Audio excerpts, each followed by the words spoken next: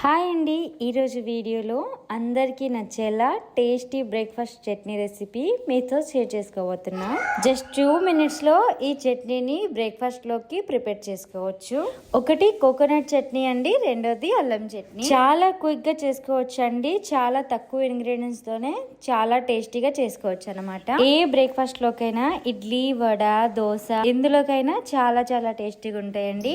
తప్పకుండా మీరు next time మీ బ్రేక్ఫాస్ట్లోకి ఈ చట్నీలు ట్రై చేయండి. ఫస్ట్ అయితే అల్లం చట్నీ చేసుకోవడం కోసం కడాయిలో కాస్త ఆయిల్ వేసి, ఆయిల్ హీట్ అయిన తర్వాత 2 tablespoons ఆఫ్ శనగపప్పు, 2 tablespoons ఆఫ్ మినపప్పు వేసి ఫ్రై చేసుకోవాలి. ఇలా ఫ్రై చేసుకున్న తర్వాత కాస్త చింతపండు, అల్లంని చిన్న ముక్కలుగా కట్ చేసి వేసి ఫ్రై చేసుకోండి. చిన్న ముక్కలుగా కట్ చేస్తే అల్లం తొందరగా ఫ్రై అవుతుంది. అలాగే చట్నీ కారానికి తగ్గట్టుగా 2-3 ఎండుమిర్చిని ఇలా తుంచి వేసుకోండి. అలాగే 2 రెమ్మల కరివేపాకు కూడా వేసి దోరగా లో ఫ్లేమ్ లో ఒక 2 minutes వరకు ఫ్రై చేసుకోండి. ఇప్పుడు స్టవ్ ఆపి చల్లగైన తర్వాత మిక్సీ జార్ లో వేసుకోవాలి. దాంట్లో కొంచెం బెల్లం, ఇంకా 4-5 వెల్లుల్లి రబ్బలు వేసుకోండి. టేస్ట్ కి సరిపడంత సాల్ట్ వేసి కొద్దిగా వాటర్ పోసి ఫైన్ గా మిక్సీ చేసుకోవాలి. ఇప్పుడు కోకోనట్ చట్నీ ఎలా చేసుకోవాలో చూద్దాం. ఫస్ట్ మిక్సీ జార్ తీసుకొని అరకప్పు దాకా కొబ్బరిని ఇలా ముక్కలు చేసి వేసుకోండి. దాంట్లోనే ఒక 2 tablespoons పుట్నాల పప్పు, అలాగే కాస్త అల్లం, పచ్చిమిర్చి, ఇంకా కరివేపాకు, అలాగే 2 tablespoons పెరుగు వేసి టేస్ట్ కి సరిపడేంత సాల్ట్ వేసి కాస్త వాటర్ వేసి ఫైన్ గా మిక్సీ పట్టుకోవాలి.